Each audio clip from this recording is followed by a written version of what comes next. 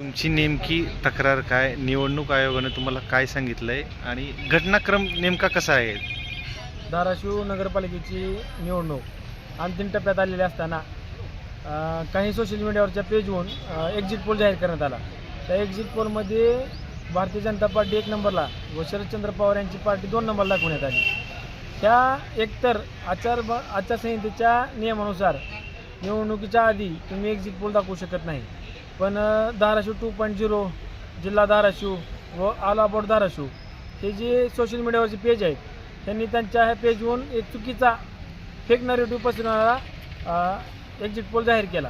त्याच्यावर कारवाई करावी त्याच्यामुळे आम्ही तत्पर ॲक्शन घेण्यासाठी निवडणूक अधिकारी ओंकार देशमुख यांना संपर्क केला, पण त्यांचा संपर्क होऊ शकला नाही.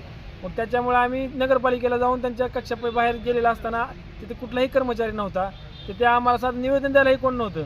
त्याच्यामुळे आम्ही जिल्हाधिकारी साहेब यांच्याकडे दाद मागितली. जिल्हाधिकारी साहेबांनी आमच्या निवेदनावर लवकरात लवकर कारवाई करावी असं नमूद करून मला ओंकार देशमुख यांची भेट घ्यायला सांगितली. परत एकदा मी ओंकार देशमुखाला फोन केला. ओंकार देशमुखाने फोन उचलला.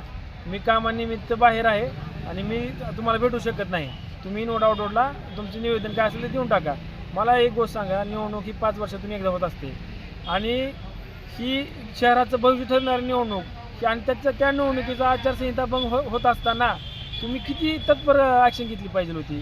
तात्काळ निवडणुकीत त्याच दिवशीमध्ये त्या पेजवर कारवाई करून ती पेजवर बंद करून त्याच्यावर गुन्हा नोंद करायला पाहिजे होता. पण ओंकार देशमुख यांनी आम्हाला कसलेही सहकार्य केलेलं नाही. आज जवळपास निवडणूक होऊन 4-5 दिवस झाले, अजूनही कसलीही कारवाई त्या पेजवर झालेली नाही. त्याच्यामध्ये मला एकच प्रश्न विचारायचा आहे की ओंकार देशमुख हे अधिकारी आहेत का भारतीय जनता पार्टीचे कार्यकर्ते आहेत? त्यांनी सत्ताधारी पक्षांबरोबर हातमिळवणी करून संगनमत मत करून त्यांच्या भाडोत्री पत्रकाराला पाठीशी घालण्याचं काम करत आहेत. त्याच्यामुळे काल मी निवडणूक आयोगाकडे धाव घेतली व निवडणूक आयोगाला झालेला सगळा घटनाक्रम सांगितला.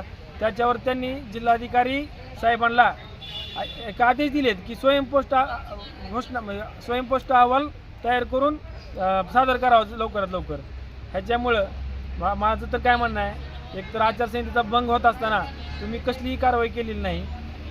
एकतर ह्या गोष्टी एकदम सिरियसली घेणं गरजेचं होतं, पण तुम्ही नजरअंदाज केला त्या गोष्टी. त्याच्यामुळं पुढची भूमिका काय आता तुमची?